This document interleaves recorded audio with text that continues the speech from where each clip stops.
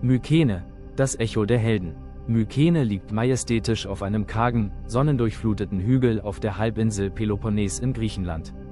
Wer sich dieser antiken Festung nähert, wird sofort von den gewaltigen Befestigungsanlagen in den Bann gezogen. Sie sind umgeben von Mauern aus riesigen, unregelmäßigen Felsblöcken, die tonnenschwer sind und ohne einen Tropfen Mörtel millimetergenau aufeinander passen. Diese Steine sind so unvorstellbar schwer, dass die Menschen der späteren Antike schlichtweg nicht glauben konnten, dass gewöhnliche Sterbliche sie bewegt hatten. So entstand der Mythos, einarmige Riesen, die legendären Zyklopen, hätten sie im Auftrag der Götter gestapelt. Daher nennen wir diese architektonischen Meisterwerke bis heute ehrfürchtig Zyklopenmauern. Wer heute die Rampe hinaufsteigt und durch das berühmte Löwentor geht, tritt in eine Welt ein, die vor über 3000 Jahren ebenso mächtig wie gefürchtet war, bevor sie plötzlich im Chaos versank.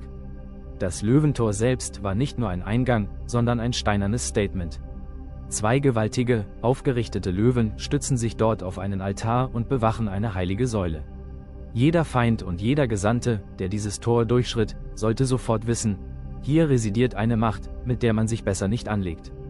Hinter diesen Mauern regierten Herrscher von unvorstellbarem Reichtum. Als der deutsche Archäologe Heinrich Schliemann im 19. Jahrhundert in Mykene Ausgrabungen durchführte, stieß er auf die sogenannten Schachtgräber. Was er dort ans Licht holte, versetzte die Welt in Staunen. Schwerter mit feinsten Einlegearbeiten, prunkvolle Diademe, Schmuckstücke und Trinkgefäße aus purem Gold. Am berühmtesten wurden die goldenen Totenmasken, mit denen man die Könige begrub. Schliemann glaubte enthusiastisch, in das goldene Antlitz des mythischen Königs Agamemnon zu blicken, jenem Herrscher, der die Griechen laut Homer in den Trojanischen Krieg führte. Auch wenn wir heute wissen, dass diese Masken Jahrhunderte älter sind als der Sagenkönig, erzählen die Schätze von Mykene eine unbestreitbare Wahrheit. Diese Zivilisation besaß ein Handelsnetzwerk, das bis nach Ägypten und an die Ostsee reichte. Die goldenen Funde erzählen nicht nur von Reichtum, sondern auch von dunklen Kriegen. Doch trotz all dieser Funde, des Goldes und der militärischen Stärke bleibt Mykene ein Ort voller Fragen. Warum verschwand diese mächtige Kultur so plötzlich von der Bildfläche? Das größte Rätsel ist und bleibt das Ende dieser Zivilisation. Um das Jahr 1200 vor Christus zog eine Welle der Zerstörung durch den östlichen Mittelmeerraum. In Mykene brannten die prachtvollen Paläste bis auf die Grundmauern nieder. Das Wissen um die Schrift ging verloren, die hochkomplexe Verwaltung brach zusammen und die Bewohner verließen die Stadt, die einst das Zentrum ihrer Welt war, für immer. Was geschah in dieser verhängnisvollen Zeit?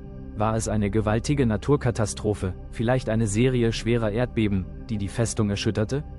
Gab es einen blutigen inneren Aufstand der hungernden Untertanen gegen die herrschende Elite, ausgelöst durch jahrelange Dürren und ausbleibende Ernten?